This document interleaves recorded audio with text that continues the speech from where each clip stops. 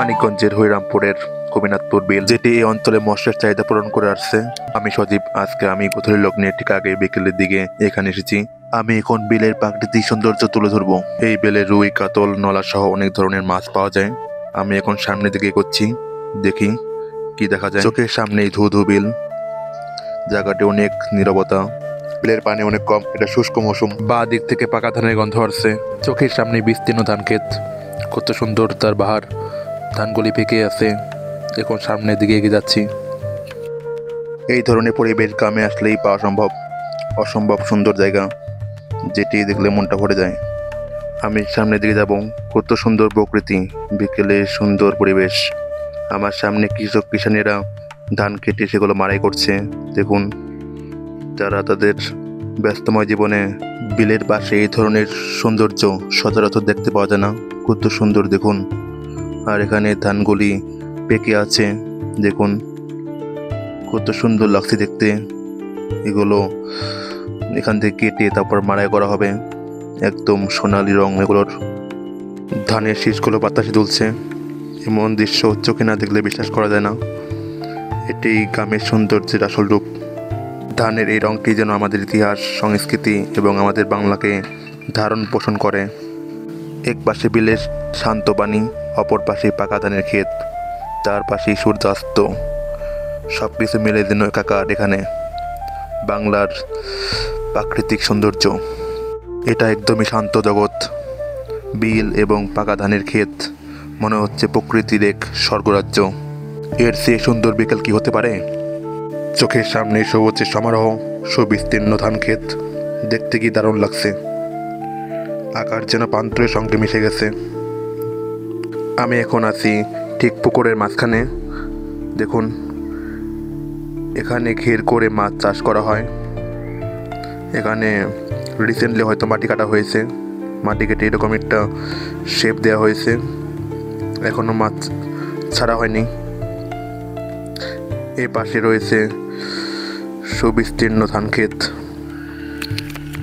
এখন বিকেলের সময়, চারদিকে নিস্তব্ধ প্রকৃতি, শুনশান একদম সুন্দর সময়।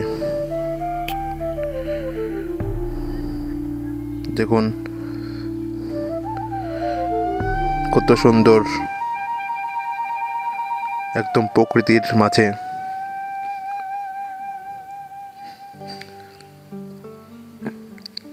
আমার এপাশে রয়েছে আরেকটি পুকুর,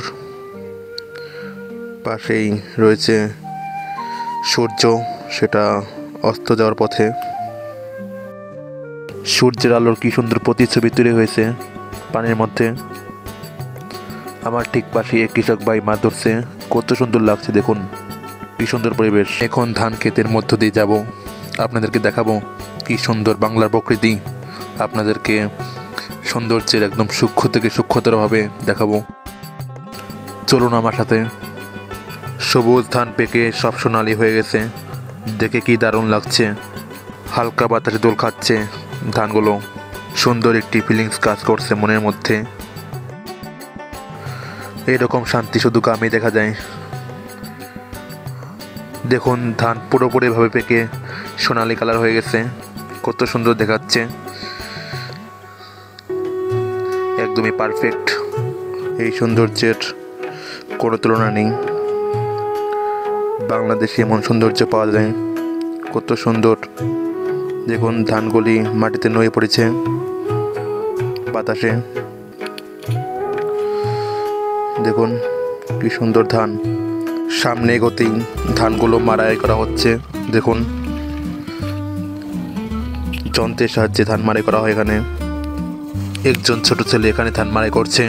দেখুন, তার ছোট হলে কি হবে, দক্ষ হাতে কত সুন্দর করে ধানগুলো মাড়াই করছে। কি সুন্দর দেখতে, কি দারুণ দেখাচ্ছে।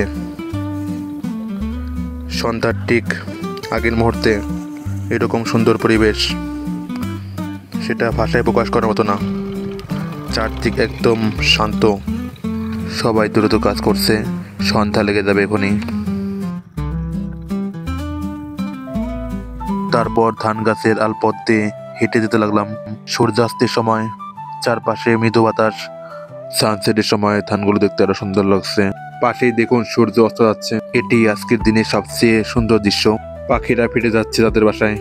মুহূর্তের মধ্যে আকাশটা লাল হয়ে গেল। The sun going down. এই বিকেলটির কথা আমি কখনো ভুলবো না। একদম পারফেক্ট একটি বিকেল ছিল।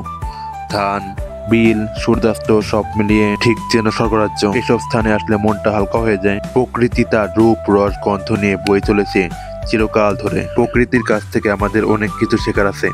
আমরা যখন প্রকৃতির কাছে যাই তখন প্রকৃতি আমাদের অনেক কিছু শেখায়। আজকের ভিডিও এ পর্যন্তই। আমার সামনে ঘোড়ার গাড়িতে করে ধান নিয়ে যাওয়া হচ্ছে। এই গাড়িতে উঠে আমি চলে যাব। এই বিলটিতে আসার জন্য মানিকগঞ্জ বাস স্টপ থেকে সিএনজিতে করে চলে আসতে হবে চিটকায়। চিটকা থেকে অটো রিক্সায় করে চলে যেতে হবে গোপীনাথপুর মধ্যপাড়া প্রাইমারি স্কুলে। স্কুলের সামনে দিয়ে সোজা রাস্তা ধরে হেঁটে গেলেই পাওয়া যাবে এই বিলটি। আজকের ভিডিও এখানেই শেষ করছি। ভিডিওটি ভালো লাগলে লাইক, কমেন্ট, সাবস্ক্রাইব করে পাশে থাকবেন। ধন্যবাদ। Thanks for watching. Good bye.